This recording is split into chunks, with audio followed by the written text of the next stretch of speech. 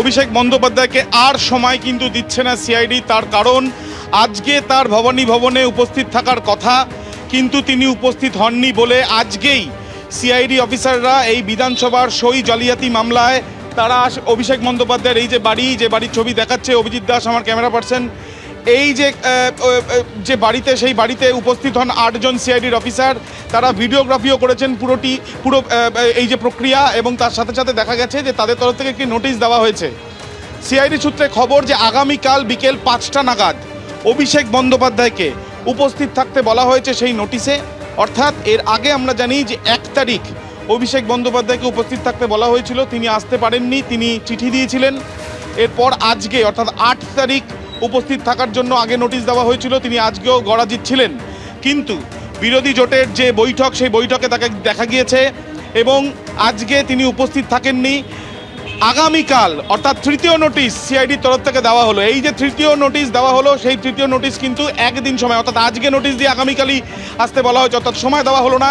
এবং তার সাথে সাথে স্পষ্টত সিআইডি এই তদন্তের জন্য অভিষেক বন্দ্যোপাধ্যায়কে জিজ্ঞাসাবাদ করা অত্যন্ত জরুরি বলে মনে করছে, এবং সেই জন্য আগামীকাল বিকেল 5টার মধ্যে তাকে উপস্থিত থাকতে বলা হয়েছে। এই তদন্তে ইতিমধ্যে যেভাবে অগ্রসর করেছে সিআইডি, তাতে অভিষেক বন্দ্যোপাধ্যায়কে জিজ্ঞাসাবাদের জন্য তারা এই নিয়ে তৃতীয়বার নোটিশ দিল। কিন্তু প্রথম দুবার নোটিশে অভিষেক বন্দ্যোপাধ্যায় তিনি সিআইডি দপ্তর অর্থাৎ ভবানী ভবনে উপস্থিত থাকেননি। তৃতীয় যদি নোটিশে তাকে উপস্থিত থাকতে বলা হয়েছে এবং তিনি সেই ক্ষেত্রে যদি উপস্থিত না থাকেন, সেই ক্ষেত্রে পরবর্তী পদক্ষেপ সিআইডির তরফ থেকে নেওয়া হবে।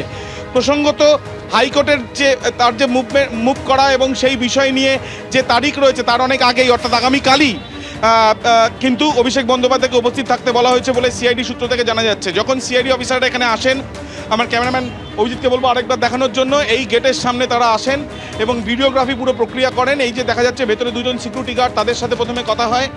ওপর থেকে একজন ব্যক্তি আসেন, তিনি কর্মী বলে নিজের পরিচয় দেন, তিনি রিসিভ করেন এবং তার সাথে সাথে নোটিশ রিসিভ করার পরে যারা আধিকারিকরা এসেছিলেন সিআইডির তরফ থেকে, তারা বাইরে থেকেও সম্পূর্ণভাবে ভিডিওগ্রাফি করে তারা এখান থেকে চলে যান ভবানী ভবন।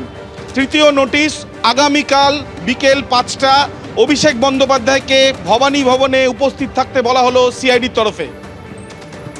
ধন্যবাদ আমি তোমাকে।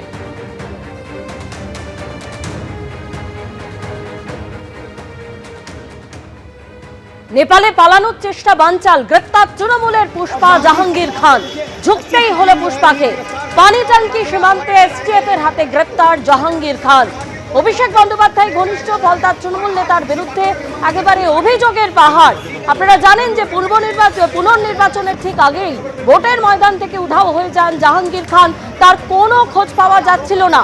নেপালে ঘাঁটি গাড়ার ছক ছিল ফলতার দাপুটে তৃণমূল নেতার। আর এই পানিটাঙ্কি সীমান্ত, নেপালের পানিটাঙ্কি সীমান্ত থেকে গ্রেপ্তার করা হলো জাহাঙ্গীর খানকে।